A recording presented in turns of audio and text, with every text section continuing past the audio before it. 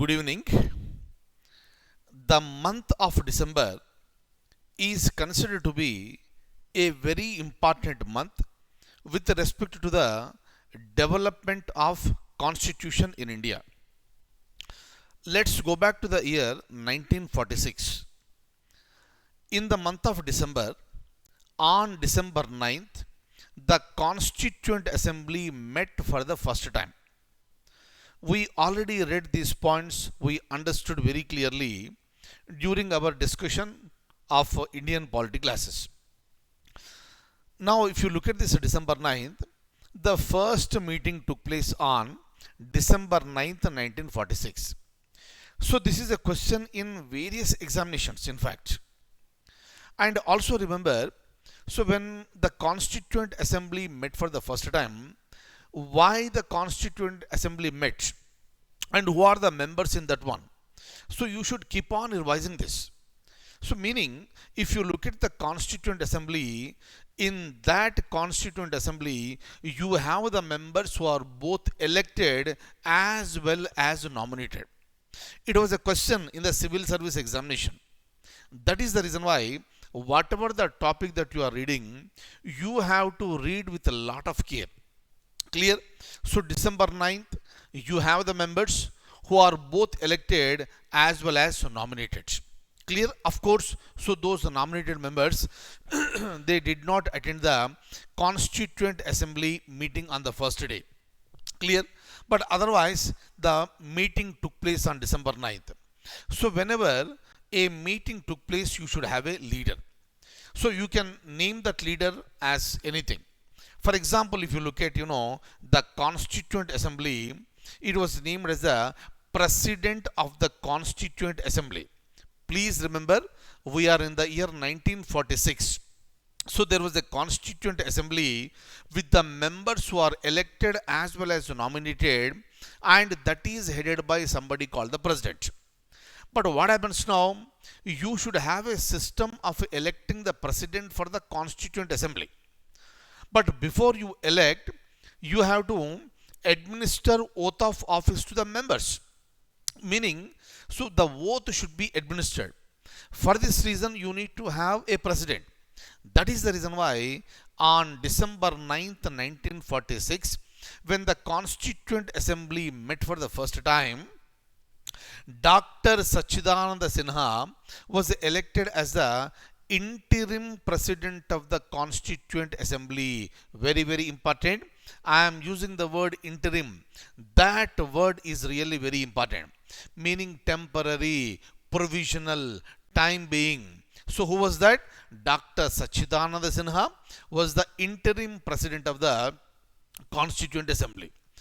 Exactly after 2 days, meaning on December 11th, 1946, Dr.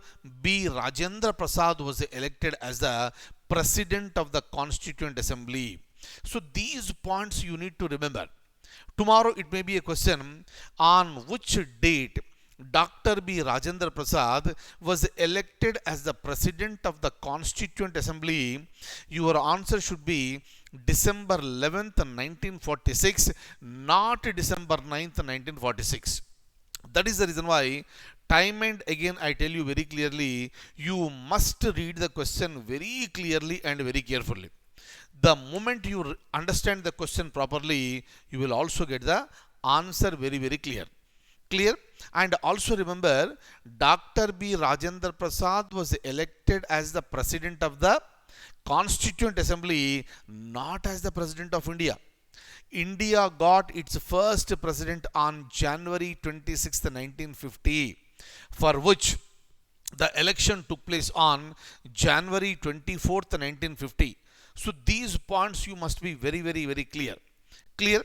So this is what happened on December 9th and December 11th.